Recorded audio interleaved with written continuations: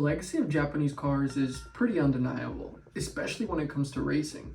Looking back, there's so many examples between the 70s and today in which Japanese automakers really proved their cars' capabilities in motorsport. Not just because they practically invented drifting and championed legendary motorsport events such as the 90s JGTC and the Super GT, but also because they somehow produced some of the most innovative brands in the world. But before the 70s, Japan wasn't really known for their extremely exciting sports cars and innovative technology. In America, Japanese automakers' reputation was relatively modest and unassuming, and in some cases, even quite negative.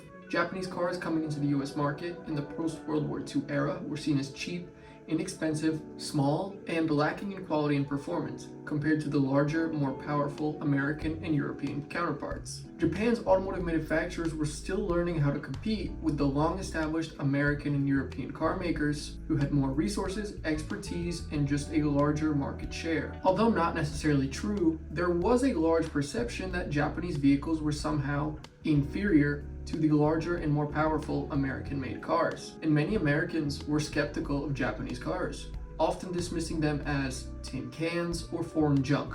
The real shift in perception would come in the early 70s. Due to a bunch of factors, one was the oil crisis and rising fuel prices that made Japanese cars more desirable due to their better fuel efficiency. But the second one, which we're going to focus on today, was that Japanese automakers just began to understand the American market, and they began to produce more reliable, higher quality cars and bigger and more powerful vehicles, a lot more appealing to the American consumer.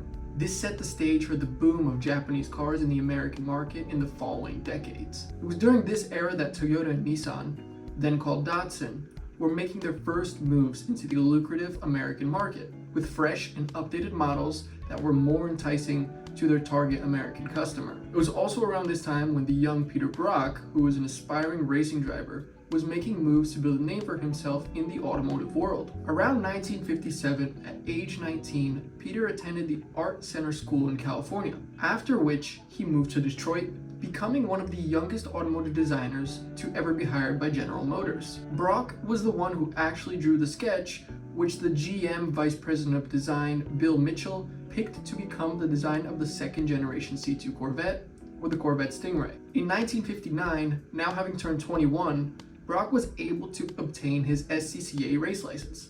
That same year, he left GM and he packed up his Cooper Climax race car and headed back to California with the intention of becoming a professional racing driver. In Hollywood, he started working for Max Balchowski, a grassroots racer who is known for his atypical old yellow race cars with junkyard Buick V8 engine swaps. During the day, he worked for Max at Hollywood Motors, selling parts, sweeping the shop, and learning the secrets of racing from one of California's best tuners, and at night, he used the shop to work on his own race car. Hollywood Motors was a de facto hub for many of the Southern California's top racers in the late 50s. One of those who would visit Max often was the famous Carroll Shelby, who was winding down an illustrious driving career due to his bad heart. Shelby was looking for an automotive business to start, and he knew Max was a talent. But Max wasn't interested in having a partner in business. Like so many others in the era, Shelby had big dreams of building his own sports cars. Ultimately, in 1961,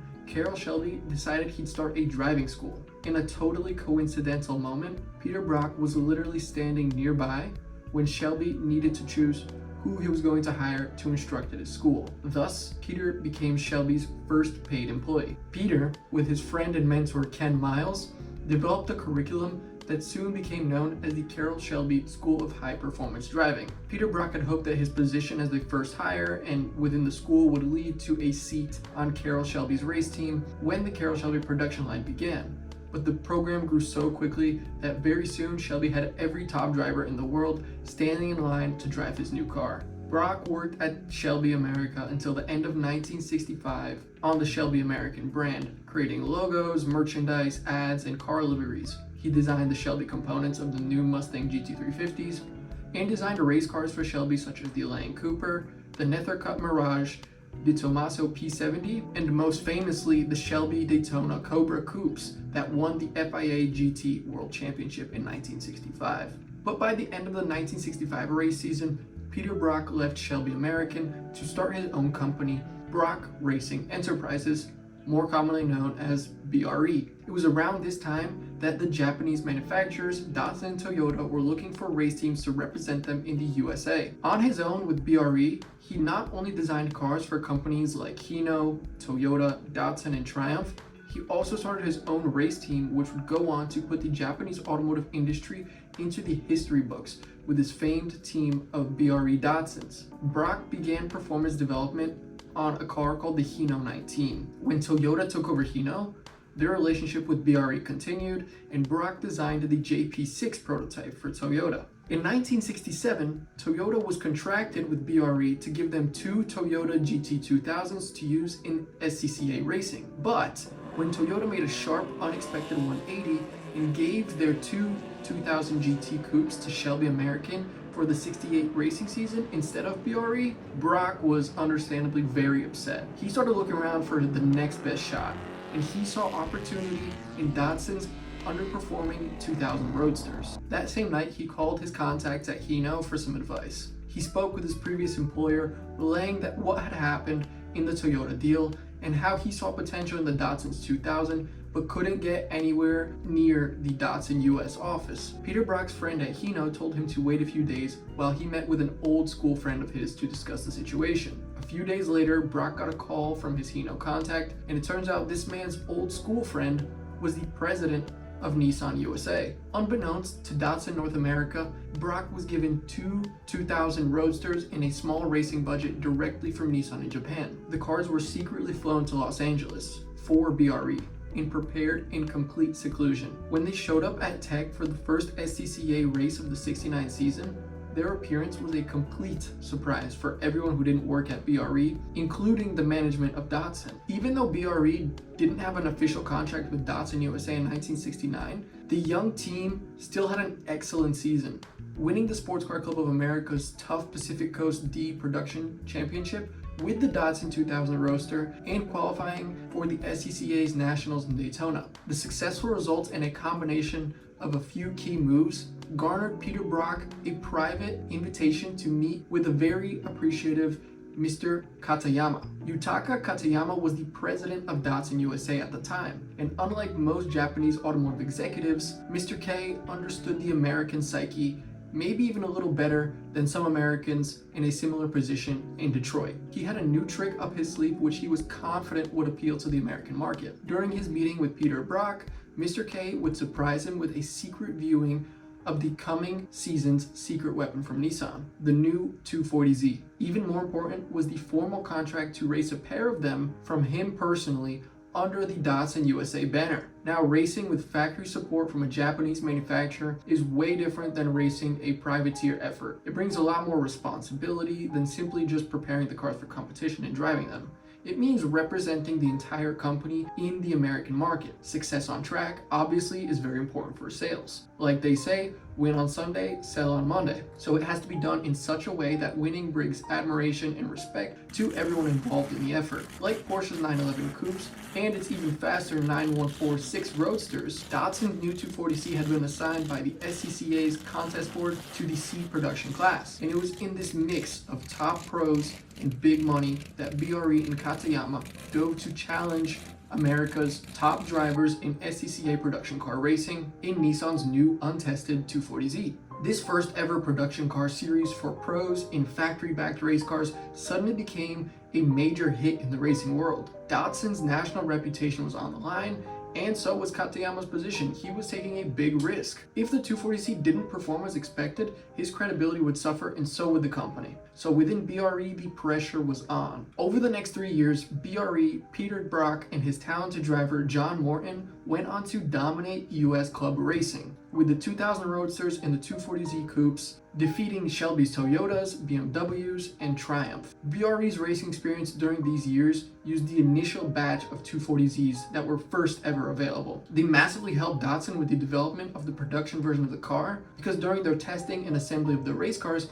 they had multiple mechanical failures with the L24 inline-six engine. After around 7,000 RPM, massive vibrations were experienced due to an imbalance in the crankshaft, causing it to shake so severely that at one point on track, every bolt holding the crank to the flywheel sheared, basically grenading the flywheel in the bell housing. It's small little improvements like these on the track that really allowed manufacturers to understand where the faults are in their cars and to make adjustments to perfect them. In 1971, with the import market really heating up in the US, the SCCA and its professional Trans Am series relented to pressure from a number of teams who wanted to race imports.